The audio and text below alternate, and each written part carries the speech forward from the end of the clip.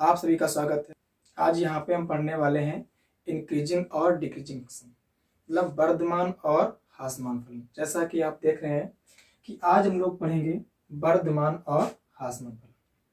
तो देखिएगा, वर्धमान और ह्रासमान फलन जो हमारा इंक्रीजिंग और डिक्रीजिंग फंक्शन है, इनको पढ़ने से पहले कुछ बेसिक कॉन्सेप्ट पढ़ लेते हैं, क्योंकि अगर हम बेसिक कॉन्सेप्ट नहीं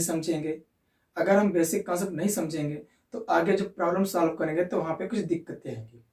तो इससे बेहतर यही है कि पहले हम कुछ बेसिक कॉन्सेप्ट सीख लेते हैं, अच्छे तरीके से समझ लेते हैं, ताकि कोई भी क्वेश्चन हम सॉल्व करें तो कोई प्रॉब्लम ना आए और बहुत अच्छे से हम सॉल्व कर पाएंगे। ठीक है, तो चलिए देखते हैं आज हम इनके बारे में कि कुछ बेसिक कॉन्सेप्ट हमारी क्या है। तो जैसा कि इंक्रीजिंग और डिक्रीजिंग फंक्शन हमारा यहाँ पे है, तो इंक्रीजिंग मतलब है वर्धमान और डिक्रीजिंग मतलब है ह्रासमान फलन। ठीक है, तो ये वर्धमान और ह्रासमान फलन हमारा है। अब यहाँ पे इंक्रीजिंग भी हमारा दो टाइप का होता है और डिक्रीजिंग दो टाइप का होता है, वो भी बताएंगे। लेकिन देखिएगा, पहले हमारी कॉन्सेप्ट क्या है उसको समझ लीजिएगा, क्योंकि अगर कॉन्सेप्ट आप समझ गए तो किसी भी प्रॉब्लम में आपको जो दिक्कत आती है सॉल्व करने में, वो आपको कोई प्रॉब्लम नहीं है। तो देखिए प्रॉब्लम हमारी क्या हो सकती है। जैसे कि सपोज कीजिएगा A dot B is greater than 0, और दो नंबर्स ए और बी हैं जिनका गुणनफल हमारा क्या जीरो से क्या है बड़ा है, जिनका गुणनफल जीरो से क्या है बड़ा है। देखिएगा, लिख देते हैं। फर्स्ट हमारी बात ये है कि if A into B is greater than 0, ठीक, एंड यहां से देखिएगा and A is greater than 0, ठीक, then B is also greater than 0। अगर a into B greater than 0 है तो और a ग्रेटर देन 0 है तो हमारा b भी क्या होगा, 0 से बड़ा होगा। b हमारा क्या होगा, 0 से बड़ा होगा। दूसरी बात देखिएगा, या फिर यहां से क्या है, और if h less than 0 then b is also less than 0। देखिएगा, अगर a into B greater than 0 है तब यदि अगर हमारा a 0 से बड़ा है, as greater than 0, then b is also greater than 0, ये होगा। ठीक, और इफ एज लेस देन 0, यदि हमारा a 0 से छोटा है, then b is also less than 0। ठीक, तो हमारा b भी क्या होगा, 0 से लेस होगा। तो ये बात हमें यहाँ पे समझ लेनी है। दूसरी बात देखेगा हमारी यहां से, if a into B is less than 0, यदि इन दो संख्याओं का गुणनफल 0 से हमारा क्या है, छोटा है।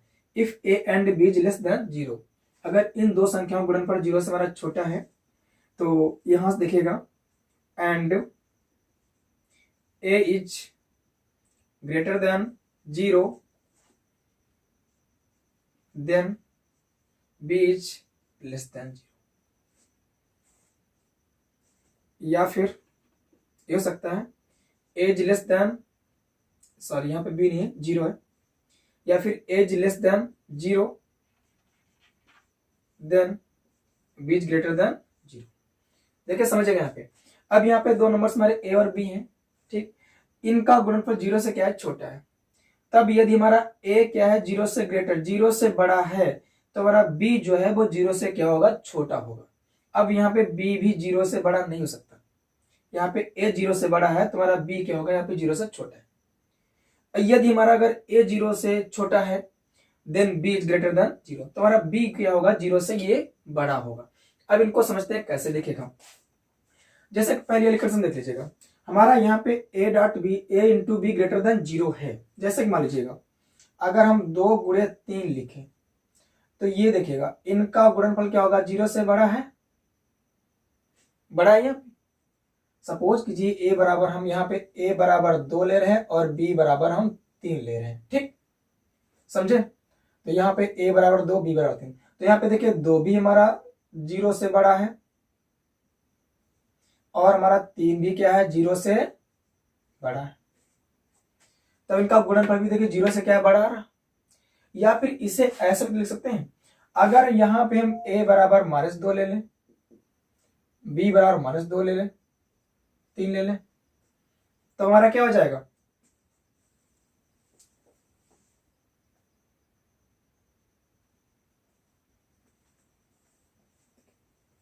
देखिएगा यदि यहाँ पे हम a बराबर -2 ले लें और b बराबर -3 ले लें तो हमारा क्या हो जाएगा, -2 गुणे -3, इनका देखिए गुणनफल क्या हो जाएगा, ये भी तो 0 से बड़ा हो जाएगा, क्योंकि माइनस माइनस की गुणा प्लस नहीं हो जाएगी, तो ये भी इनका भी देखिए गुणनफल 0 से बड़ा हो जाएगा।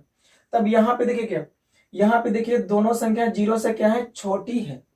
ये वाली कंडीशन हमारी कौन सी, देखिए ये सेकंड वाली कंडीशन। देखिए फर्स्ट वाली कंडीशन तो हमारी ये हो गई, ये वाली, और सेकंड वाली कंडीशन हमारी ये हो गई। यहाँ पे देखिए दोनों नंबर्स हमारे क्या है, 0 से बड़े हैं, 2 भी हमारा 0 से बड़ा है, 3 भी हमारा 0 से क्या है, बड़ा है। ठीक, यहाँ पे देखिएगा ये अगर a 0 से छोटा है तो b भी 0 से छोटा होगा। यहाँ पे देखिएगा -2 है, ये भी 0 से छोटा है, -3 ये भी 0 से छोटा है, लेकिन इन दोनों का गुणनफल क्या हमारा 0 से क्या होगा, बड़ा होगा। समझ में बात आई, क्योंकि माइनस में से गुणा तो प्लस ही होगी, तो ये बात समझ में आ गई होगी। क्लियर हो गया ना, ठीक है। अब चलो इस पे देख लेते हैं। अच्छा यहाँ पे क्या था, यहाँ पे कहानी ये थी कि इन दो संख्याओं का जो गुणनफल था वो 0 से क्या था, छोटा था। अब यहाँ पे शर्त ये कि यदि यहां से a 0 से बड़ा है तो हमारा b क्या होगा, 0 से छोटा होगा। क्या होगा, छोटा होगा। जैसे कि मान लीजिएगा, जैसे कि अगर रख लें यहाँ पे हम -2 गुणे 3 कर लेते हैं। देखिएगा इन दोनों गुणनफल क्या है, ये प्लस में है, माइनस में, तो प्लस में गुणा क्या होगी, माइनस में होगी। और माइनस वाली कोई भी संख्या होती है वो 0 से क्या होती है, छोटी होती है। तो इन दोनों का गुणनफल क्या हमारा, -0 से छोटा होगा ना, तो 0 से छोटे हो गए ना। अब यहाँ पे देखिए, यहाँ पे आप देख रहे हैं कि जो 2 है आपका, माइनस का 2 है, ये 0 से क्या है, छोटा है, बट यहाँ पे आपका 3 क्या है, वो 0 से बड़ा है ना। अगर मान लीजिएगा इसको हम ऐसे लिख दें कि 2 गुणे -3, तब भी क्या होगा, 0 से छोटा होगा ना यहाँ से। अच्छा यहाँ से अब देखिएगा, यहाँ पे देखिएगा 2 आपका 0 से बड़ा है, बट आपका -3 क्या है, 0 से छोटा है। तो इस वाली कंडीशन में आपका एक टर्म निगेटिव, एक टर्म पॉजिटिव रहेगा। एक में जो नंबर्स होगा 0 से छोटा रहेगा, एक 0 से बड़ा रहेगा। इस वाली कंडीशन में क्या है, अगर a बड़ा है तो b भी बड़ा होगा 0 से, अगर a 0 से छोटा तो b भी क्या होगा, 0 से छोटा होगा। तो ये कॉन्सेप्ट हमने समझ लिया होगी। इसके बाद अच्छा देखिएगा, और देख लेते हैं एक बात यहां से।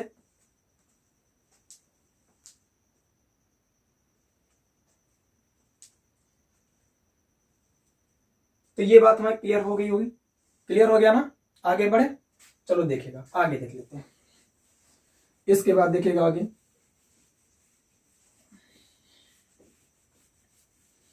देखिएगा जैसे कि अगर हमारा कहीं पे है a/b इज ग्रेटर देन 0, अगर ये लिखा a/b ग्रेटर देन 0, मतलब दो संख्या आपकी हैं जो भागफल के रूप में लिखी हुई है, और ये इनका जो भागफल है क्या, 0 से क्या है, मतलब बड़ा है। ठीक, देखिएगा तो यहां से क्या है, and a is greater than 0, then b is also greater than 0। अगर a 0 से बड़ा है तो b भी क्या होगा, 0 से बड़ा होगा। मतलब ये दोनों हमारे जो यहाँ पे नंबर्स होंगे पॉजिटिव होंगे। क्या होंगे, पॉजिटिव होंगे। या फिर इसे हम ऐसे भी कर सकते हैं, यदि हमारा a 0 से छोटा है, as less than 0, then b is also less than 0, then b भी क्या होगा, 0 से हमारा छोटा होगा। क्यों देखिएगा, अगर ये दोनों संख्या पॉजिटिव होंगी तो पॉजिटिव का जो भागफल होगा वो पॉजिटिव आएगा, और पॉजिटिव नंबर 0 से क्या होगा, बड़ा होगा। क्लियर हो गया ना। अगर मान लीजिए a हमारा छोटा 0 से, मतलब निगेटिव नंबर से कोई, और यहाँ पे b भी निगेटिव है, तो दो संख्या जो निगेटिव के रूप में भागफल के रूप में लिखी है तो उनका भागफल क्या हो जाएगा, पॉजिटिव क्या हो जाएगा, पॉजिटिव हो जाएगा, और पॉजिटिव नंबर 0 से क्या होगा, बड़ा होगा। तो या तो फिर ये दोनों आपका जो न्यूमरेटर है और डिनोमिनेटर, ये दोनों ही क्या होंगे, 0 से ग्रेटर होंगे, या फिर दोनों ही क्या होंगे, 0 से छोटे होंगे। तो ये बात क्लियर होगी ना। अब इनका यूज हम आगे क्वेश्चंस में करेंगे, वहां पे समझें कैसे इनका यूज करते हैं, क्योंकि डायरेक्टली बच्चे कर देते हैं, समझ नहीं पाते हैं कि वहां पे डायरेक्टली 0 की इक्वली कर देते जाके, तो वहां पे हमें समझना पड़ेगा, तो वहां पे ये सारी कॉन्सेप्ट हमें लगानी पड़ेगी। ठीक है ना, तो ये कॉन्सेप्ट क्लियर हो गए। अच्छा अब बात करते हैं इंक्रीजिंग और डिक्रीजिंग फंक्शन की, तो वो देख लीजिए हमारे क्या है इंक्रीजिंग फंक्शन।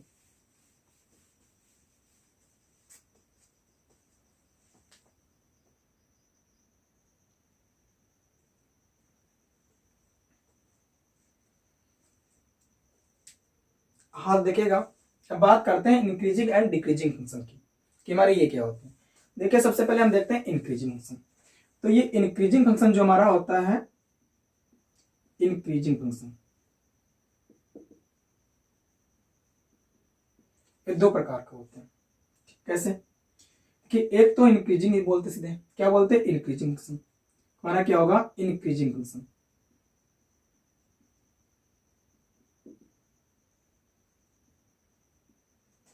एक होता है स्टैटिक इंक्रीजिंग फंक्शन।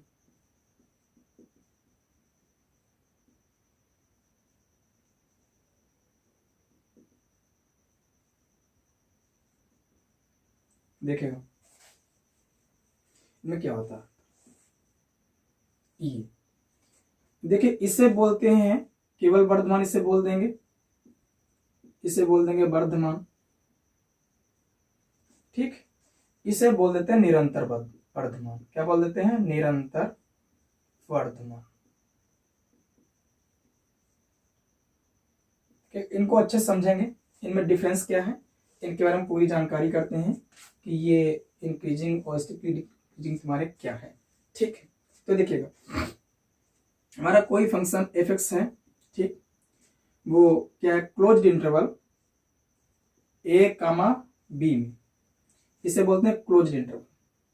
ये स्क्वायर ब्रैकेट जो तुम्हारा है बड़ा वाला, इसे बोलते हैं क्लोज्ड इंटरवल। तो हमारा कोई फंक्शन एफ एक्स है जो क्लोज्ड इंटरवल ए बी में इंक्रीजिंग होगा, इंक्रीजिंग होगा। यह देखिए क्या, यदि मान लेते हैं कि दो हमारे नंबर्स x1 और x2 है, ठीक, x1 लेस देन x2। अगर दो नंबर्स में दो रियल नंबर्स x1 और x2 मान लिए, उसमें से क्या अगर हमारा यदि x1 हमारा x2 से छोटा है, x1 x2 से हमारा क्या है, छोटा है, ठीक, then implies that if x1 less than or equal to F x2 for all x1 comma x2 belongs to closed interval A comma. देखिएगा यहां से हमारा अगर x1 और x2 ये closed interval A comma B में बिलोंग कर रहे हैं, ए बी में बिलोंग करते हैं, ठीक है। तब यहां से यदि हमारा x1 x2 से छोटा है, ठीक, और तब हमारा जो फंक्शन है वो f(x1) भी f(x2) से छोटा हो या फिर इसके इक्वल हो, ठीक, तो हमारा फलन क्या होगा, वर्धमान होगा। क्या होगा, हमारा वर्धमान होगा। देखिए समझिएगा इस बात को कि x1 x2 हमारे ए और क्लोज इंटरवल ए बी है, इसमें बिलोंग करते हो, और उससे हमने माना कि यदि हमारा x1 x2 से छोटा है तब जो फंक्शन उसका है वो f(x1) भी f(x2) से क्या होना चाहिए, छोटा होना चाहिए या फिर इसके इक्वल होना चाहिए, ठीक। या फिर इस बात को ऐसे भी लिख लेते हैं, देखिएगा कि if x1 greater than x2, x1 greater than x2 implies that if x1 greater than or equal to f(x2), यहाँ पे इक्वालिटी लगी हुई है, ध्यान देना, यहाँ पे इक्वालिटी लगी, if x1 greater than equal to f(x2) for all x1 comma x2 belongs to closed interval A B. Close interval A B इसका मतलब क्या है, यहाँ पे क्या है, ए और बी को इंक्लूड किया जा रहा है। क्या किया जा रहा है, यहाँ पे ए बी, जैसे मान लीजिएगा आपके नंबर्स लिखिए, जैसे ए और आपका x1 है, x2 है और b है, ठीक है। इसका मतलब क्या है, यहाँ पे आप ए और बी को इंक्लूड कर सकते हैं, ठीक। यहाँ पर आप इस तरीके से अगर आपका क्लोज इंटरवल है तो वहां पर आप ए और बी को इंक्लूड करेंगे। x1 x2 तो इंक्लूड है ही, लेकिन आप यहाँ पर a और b को भी क्या करेंगे, इंक्लूड करेंगे। ये क्लोज इंटरवल का मतलब होता है, ठीक। तो यहाँ देखिएगा, तो यहाँ पे हमें देखना कि इक्वालिटीज भी लगी हुई साथ में, क्या लगी, इक्वालिटीज लगी हुई। अच्छा अब इसमें देख लीजिएगा क्या होता है, इसमें क्या है कि आपका कोई भी फंक्शन है एफ एक्स, ठीक, वो open interval A comma B में निरंतर वर्धमान होगा, निरंतर वर्धमान होगा। यदि क्या होना चाहिए, देखिएगा, यदि आपका x1 x2 से छोटा है, देखिएगा यदि x1 x2 से छोटा है implies that f(x1) is less than f(x2) for all x1, x2 belongs to open interval a, b। देखिएगा यहाँ पे जरा ध्यान से देखिएगा, यदि हमारा x1 x2 से छोटा है देन इसका जो फंक्शन है वो f(x1) भी f(x2) से क्या होना चाहिए, छोटा होना चाहिए। यहाँ पे इक्वालिटीज नहीं है, जरा ध्यान से देखिएगा, यहाँ पे इक्वालिटीज दिखाई गई, यहाँ पे इक्वालिटीज नहीं दिखाई गई, तब हमारा फंक्शन क्या होगा, निरंतर वर्धमान होगा। क्या होगा, निरंतर वर्धमान फलन कहलाएगा, ठीक। और x1 x2 कहां बिलोंग करनी चाहिए, ओपन इंटरवल ए बी। अब ध्यान से देखना, हमारा जो ओपन इंटरवल ए बी है इस तरीके से लिखा हुआ ओपन इंटरवल ए बी, इसे कभी कभी इस रूप में भी लिख देते हैं, बहुत सी बुक्स में इस तरीके से लिखा हुआ है, तो ये कंफ्यूज ना होना, ये आपका ओपन इंटरवल ही हुआ। इसको इस तरीके से भी लिखते हैं, जो क्लोज इंटरवल तुम्हारा होता है उसको बाहर से लगा देते हैं, ठीक। तो इस तरीके से लिखा होगा तो कंफ्यूज नहीं होना, ये आपके ओपन इंटरवल को ही शो कर रहा है, ठीक। ये भी आपका ओपन इंटरवल है, ये भी आपका। अब देखिए ओपन इंटरवल क्या होता है, जैसे कि अभी हमने बताया, मान लो आपका इस तरीके से लिखा a, x1, x2 और b लिखा हुआ, आपका ओपन इंटरवल। यहाँ पे आप क्या करेंगे, x1 x2 तो आपके इंक्लूड होंगे, बट आप a और b को इंक्लूड नहीं कर सकते। यहाँ पे आपका a और b इंक्लूड नहीं होगा, a और b के बीच के जितने भी नंबर्स हैं वही इंक्लूड होंगे। मतलब देखिएगा, मतलब समझिएगा, जैसा कि मान लीजिएगा आपका ओपन इंटरवल 2,4 लिखा हुआ है, इस तरीके से लिखा हुआ, ठीक। तो आपको ध्यान दीजिएगा, तो आपको 2 इंक्लूड नहीं करना है, 2 के बाद के जितने भी नंबर्स होंगे, जैसे 2.001 से लगा करके इसके बीच के जितने भी नंबर्स होंगे इंक्लूड कर लेंगे, और आप 4 को इंक्लूड नहीं करेंगे। ध्यान देना, आप कहां तक इंक्लूड कर सकते हैं, 3.99 ऐसे करके आप इंक्लूड कर सकते हैं, ठीक है। मतलब 2 और 4 के बीच के जितने भी नंबर्स होंगे वो इंक्लूड होंगे, बट आपका 2 और 4 इंक्लूड नहीं होगा, ठीक। तो आप ये ओपन इंटरवल की बात कहानी समझ गए होंगे कि कैसे इसको लिखेंगे। तो अब आप यहां पे समझे, अच्छा यही जो इसमें कहानी थी इस तरीके से, इसको इस तरीके से लिख सकते हैं, ठीक।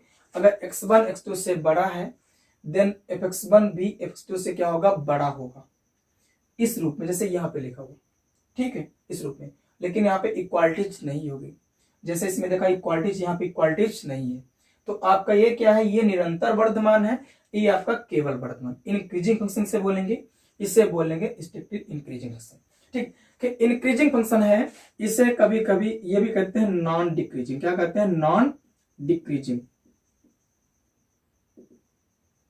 ठीक।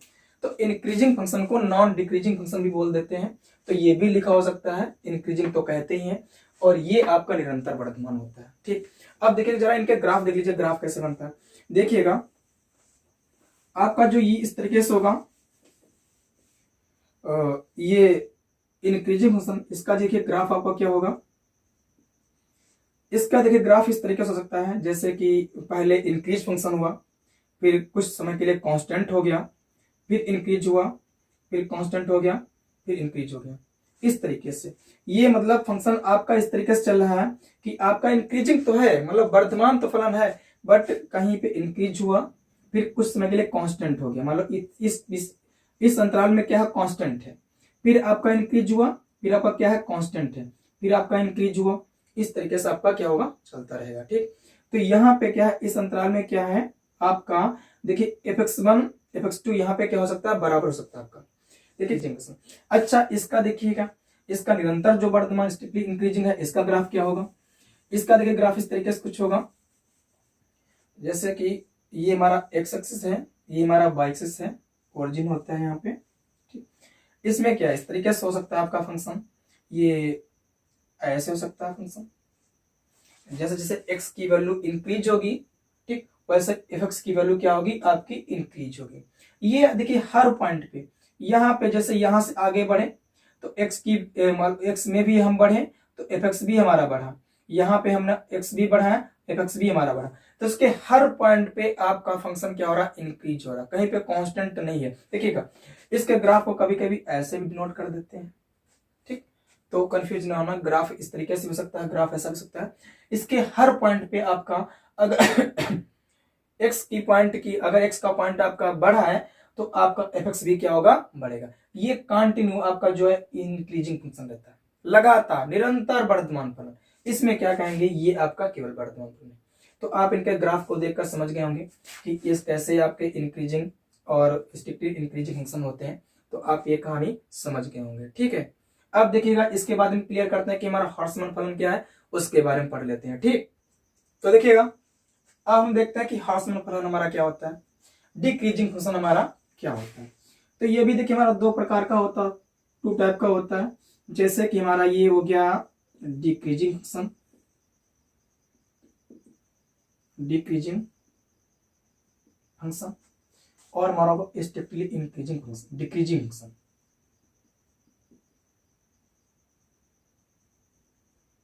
जैसा इंक्रीजिंग था उसी प्रकार से हमारा ये भी दो प्रकार का होता है। तो चलिए देखते हैं इनके बारे में। देखिएगा इसमें क्या देखिएगा, हमारा जो फंक्शन एफ एक्स है, ये क्लोज्ड इंटरवल ए कमा बी में डिक्रीजिंग होगा, डिक्रीजिंग होगा यदि क्या होना चाहिए, यदि x1 लेस देन x2, ठीक है। यदि x1 less then x2 then implies that fx1 greater than or equal to fx2 होना चाहिए for all x1 comma x2 belongs to closed interval a comma b। समझिए इस बात को, यहाँ पे x1 आपका x2 से क्या लेस है, x1 x2 से आपका क्या है, छोटा है। कि x1 आपका x2 से छोटा है, तब उस फंक्शन उसका fx1 f of x1 is greater than और equal to f of x2। जरा ध्यान से देखिए, यहाँ पे ये क्या लिखा हुआ, x1 is less then x2, x1 x2 से क्या है, छोटा है। देन उसका जो फंक्शन है fx1 इज ग्रेटर देन, बड़ा आ रहा, या फिर इक्वल टू fx2 से। समझ में बात आई कुछ, कि x1 यहाँ पे x2 से छोटा है, तब function f of x1 greater than और equal to f of x2, और x1 x2 इस क्लोज्ड इंटरवल a b से बिलोंग करते होने चाहिए, ठीक है। ये बात समझ। अच्छा, इसको दूसरे तरीके से लिख सकते हैं, कैसे देखिएगा, जैसे यदि हमारा x1 ग्रेटर देन x2 है, तब क्या होना चाहिए, तो हमारा जो fx1 है वो क्या होना चाहिए, लेस देन और इक्वल टू fx2 होना चाहिए। उल्टा, यहां पे x1 आपका x2 से क्या है, बड़ा है, तब आपका fx1 इज लेस देन और इक्वल टू fx2 आ रहा है, ठीक। और फॉर सभी के लिए, इसको होता है फॉर सभी के लिए x1 comma x2 belongs to close interval a comma b, ये होना चाहिए। ये बात समझ में आ गई कि हमारा यहाँ पे जरा इस फंक्शन को ध्यान से देखिएगा, इसको ध्यान से देखिएगा, हमारा ये क्या है, छोटा है, वो ग्रेटर है x2 से। यहाँ पे x1 छोटा था, यहाँ पे x1 क्या था, बड़ा था, x2 से क्या था, बड़ा था। यहाँ पे x1 छोटा है fx2 से, जबकि x1 क्या है, बड़ा है x2 से, ठीक। ये हमारा इस तरीके से होगा। अच्छा, अब इसमें आ जाते हैं, इसमें देखिएगा, इसमें क्या होगा, हमारा जो फंक्शन है fx वो open interval a comma b में डिक्रीजिंग होगा। क्या होगा, डिक्रीजिंग होगा इफ क्या होना चाहिए, x1 लेस देन x2, यदि x1 x2 से क्या है, छोटा है, ठीक। Then implies that fx1 greater than fx2। यहां पे इक्वालिटीज का साइन था, यहां पे इक्वालिटीज का साइन नहीं है। यहां पे ग्रेटर भी था, इक्वल भी हो सकता था। यहां पे ओनली एंड ओनली क्या है, ग्रेटर, जबकि x1 क्या x2 से लेस है। और for x1 comma x2 belongs to open interval A comma B. अच्छा, इसी बात को हम दूसरे तरीके से लिख सकते हैं। वो कैसे? जरा ध्यान से यदि हमारा x1 क्या है, x2 से बड़ा है, x1 is greater than x2, then implies that fx1 less than fx2 और for all x1 comma x2 belongs to open interval a comma b। देखिएगा यहाँ पे आपका x1 क्या है, x2 से बड़ा है, x1 x2 से बड़ा है, तब इसका जो फंक्शन है f of x1 is less then f of x2 और x1 x2 ओपन इंटरवल से आपके बिलोंग करते हैं। ठीक, तो आप इसकी तो कहानी समझ गए होंगे, क्लियर हो गया होगा कि आपका फंक्शन कब डिक्रीजिंग होगा, कब स्टेपली डिक्रीजिंग होगा। इस तरीके से आपका ये हॉर्समैन कहलाएगा, ये निरंतर हॉर्समैन क्या कहलाएगा, इसे बोलते हैं निरंतर, इसे क्या बोलते हैं, निरंतर हॉर्समैन।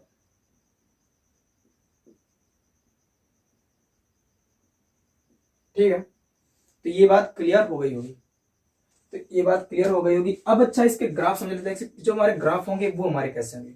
देखिएगा तो इसके ग्राफ को, इसके ग्राफ को जरा ध्यान से देखिएगा कि हमारा जो ग्राफ होगा इसका कैसे बनेगा, डिक्रीजिंग का और स्टेपली डिक्रीजिंग का। ये एक्स एक्सिस हो गया, ये वाई एक्सिस हो गया। और देखिए जैसे कि कोई फंक्शन डिक्रीज हो रहा, डिक्रीज हो रहा, ये कांस्टेंट होगा कुछ टर्म के लिए, कुछ देर के लिए डिक्रीज हुआ, कांस्टेंट हो गया, इस तरीके से फंक्शन हमारा घट रहा। फंक्शन क्या हो रहा है, जैसे देखिए एक्स की वैल्यू बढ़ रही, ध्यान दीजिएगा इस पॉइंट की, जैसे इस पॉइंट की बात कर लेते हैं, मान लीजिए इस पॉइंट पे हम बात कर लेते हैं, यहाँ पे हमारा x1 है, यहाँ पे हमारा क्या है, x2 है। तो देखिएगा यहाँ पे, तो यहाँ पे हमारा x1 ये होगा, ये हमारा क्या होगा, x2 होगा होगा। तो देखिएगा ये आपका fx होता है, ये आपका क्या होता है, fx होता है, ये आपका x होता है, तो ये आपका a क्या होगा, आपका fx होगा। देखिएगा इधर आप x1 से, देखिए यहाँ पे x2 क्या है, आपका बड़ा है क्या, जरा यहाँ पे देखिएगा x1 आपका क्या है, x1 आपका जो है वो क्या है, लेस है किससे, x2 से, x2 आपका बड़ा। अच्छा यहाँ पे आपका क्या देखिएगा, ये fx1, अब देखिएगा यहाँ पे आपका fx1 क्या है, बड़ा है,